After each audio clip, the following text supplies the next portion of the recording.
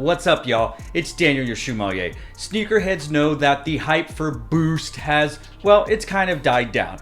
The Ultra Boost, the NMDs, the EQT Boost, all of those silhouettes had a lot of hype, were going for tons of resale, and as we know, things have cooled off a bit. Yes, Kanye West is still selling out of Yeezys, and there are some really cool collabs that come out, but for the most part, any Adidas shoe with Boost is kind of tepid or lukewarm. But that doesn't mean that Adidas isn't pumping out silhouettes old and new that utilize the Boost technology. We see new colorways, new versions, new variations of Ultra Boosts and NMDs, but sometimes Adidas decides to go back in the vault and marry some older designs with some newer technologies. So today, we're going to talk about the Adidas Originals Retropy E5 in the solid gray colorway. Welcome to the all-new, yet oddly familiar, Adidas Retropy E5, which, as far as we can tell, combines touches of Adidas Originals runners from the 1970s alongside more contemporary inspiration from the not-so-old I-5923, or as I call it, and others may call it, the Iniki runner. Bringing the Retropy E5 together is a full-length Boost midsole, kicking up at the rear before being protected by a 70s runner-like toothed gum outsole. Adidas Originals strips things back by using light gray nylon for the base before overlaying the same sections in darker gray suede. And a touch of white leather hits up the 3 stripes and heel tab, rounding out the shoe. The Adidas Originals Retropy E5 released in 2021 and retails for $120 US American dollars.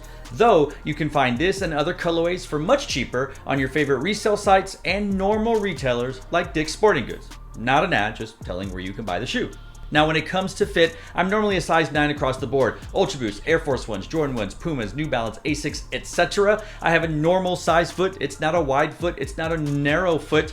I do feel like I am more of a 9.25, but as that size does not exist, sometimes I order a 9 and just remove the insole, or I order a 9.5 and wear a thicker sock. In this particular silhouette and colorway, because it was new and I hadn't tried it, I went true to size, again, which was my size 9, and to me, it fits just fine. It has enough wiggle room in the toe box, not a whole lot of lockdown. It really has a looser fit, a wider fit. I'm not saying it's for wide feet people, I'm just saying it fits a little bit more wide and has more space inside the shoe, which to me, I really like. And when it comes to comfort, this shoe is deceivingly comfortable. Well, maybe not when you look at how much Boost is actually on this shoe on the midsole. But when you really think about the $120 price point and you think that it kind of looks like an Iniki runner, pardon me, the I-5923, you may think it's every bit as comfortable or as uncomfortable as the Iniki runner. However, I would say that this is one of the more comfortable general release Boost silhouettes that Adidas has kicked out. Yes, the Ultra Boost or the EQT is king. Some would say some of the Yeezys are more comfortable, but I've got to say that this particular silhouette is more comfortable than your normal NMD. I think it's more comfortable than almost any other Boost midsole, except for maybe the Ultra Boost or the EQT if you're into that type of thing.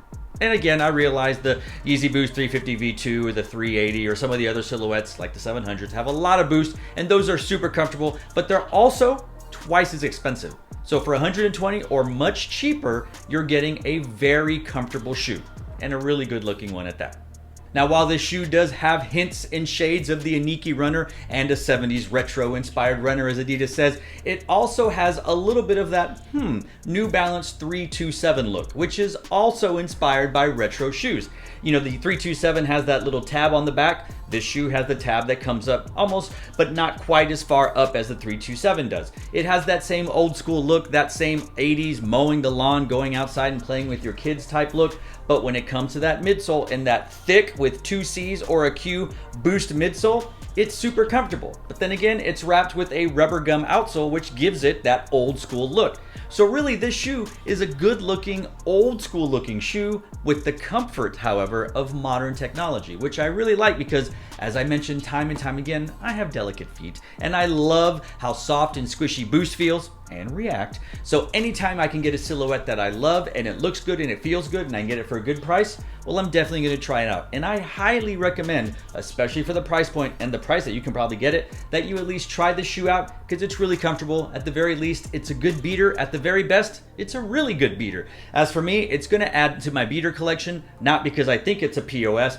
but because I want to wear this shoe every day or every few days because it's so comfortable and it's already fall or winter or wherever you are. And this dark gray and the white and the beige, it's going to go with, well, anything because it's winter and winter colors are a little bit darker, a little bit earth tonier. And this one's gonna work, but there are other colorways, a multicolor, a louder version, and I'm sure there'll be more. So if you're interested, go check it out because I highly recommend this for the price, for the look, and of course, for the comfort.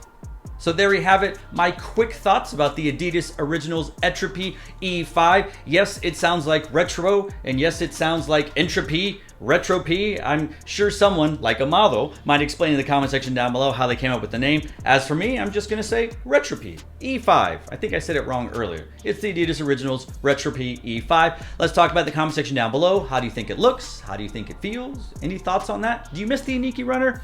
I do. I love the Iniki. That was an underrated silhouette. Gone too soon. RIP. Pour one out. Let's talk about, not the Iniki, but the Retropy E5 in the comment section down below. So, to all of you out there, wherever you are, thanks for watching. Stay tuned and just chill. Till the next episode.